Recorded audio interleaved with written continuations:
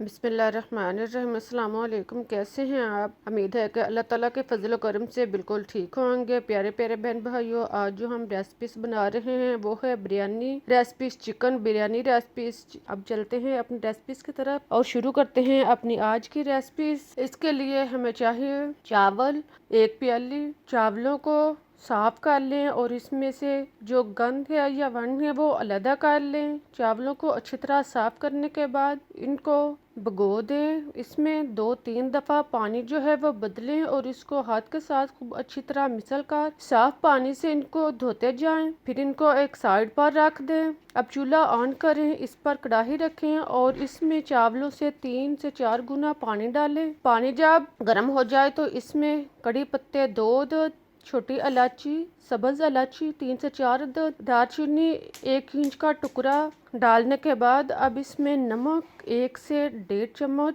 शामिल करें। नमक डालने के बाद अब इसमें ऑयल 2 चम्मच शामिल करें और साथ में 1 चम्मच सिरका जो है वो इसमें डालें। इन सबको डालने के बाद अब नमक को पानी में खूब अच्छी तरह मिक्स कर लें। पानी के अंदर नमक जब मिक्स हो जाए तो फिर इसमें 1 चम्मच साबुत जीरा जो है वो शामिल करें। जीरा डालने के बाद इसका ढक्कन बंद कर दें और इसे बॉयल होने दें।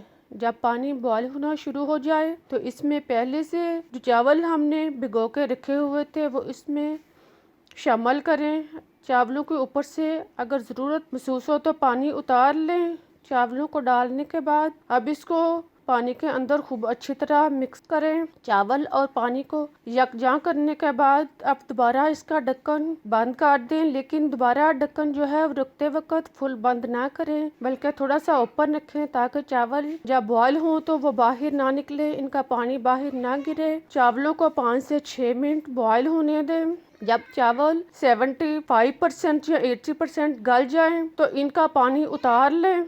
इनको किसी ऐसे बर्तन में, जालीदार बर्तन में डालें कि इनका पानी जो है वो नीचे खुश्क हो जाए। अब एक अलहदा बर्तन में 1 प्याली घी डाल लें। घी को खूब अच्छी तरह गर्म होने पर इसमें प्याज 3 अदद इनको काट कर इसमें शामिल करें और उसे 4-5 मिनट फ्राई करें। जब प्याज ब्राउन हो जाए तो इसमें अदरक 1 चम्मच और लहसुन 1 चम्मच इनको पीस लें और फिर इन पे शामिल करें। इसके बाद इसको 1-2 मिनट फ्राई होने दें और फिर इसमें टमाटर 2 से 3 अदद कटे हुए शामिल करें।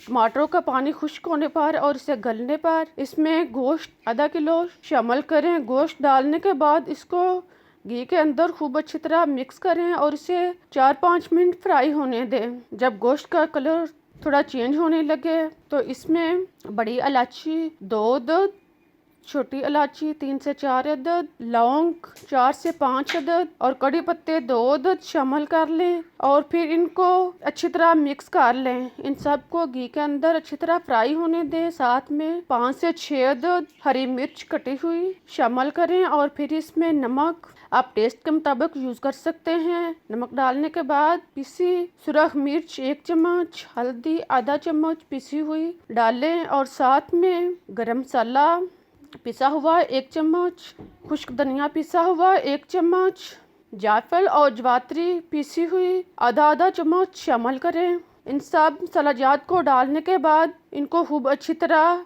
मिक्स करें ताकि गोश्त जो है वो मसाले के अंदर खूब अच्छी तरह फ्राई हो जाए और मसालाजात इसमें रस बस जाएं। साथ में थोड़ा सा पानी शामिल कर लें ताकि मसाला अच्छी तरह गोश्त के गिर चिपक जाए। अब इसमें इमली 7 से 8 गिटलियाँ इसमें शामिल करें और साथ में 1 प्याली दही जो है वो डालने के बाद इसको खूब अच्छी तरह मिक्स करें और इतनी देर पकाएं कि दही जो है वो खुश्क हो जाए और घी अलग हो जाए। जब गोश्त खूब अच्छी तरह भुन जाए मसाला तो इसको उतार लें। समझे कि अब हमारा मसाला जो है वो तैयार हो चुका है। अब पहले से उबले हुए चावल इनको अलग अलग यानी निखेर लें कर लें और फिर इसमें मसाले के ऊपर इसमें डालें। गोश्त के ऊपर चावलों की तह लगाने के बाद इसकी सतह को हमवार करें और फिर 1 चुटकी जर्दा कलर इसको पानी में हल कर लें चावलों के ऊपर डाल लें। इसके बाद इसमें कटा हुआ हरा धनिया और कटा हुआ पुदीना इसके ऊपर इसका छिड़काव करें और फिर इसका ढक्कन बंद करके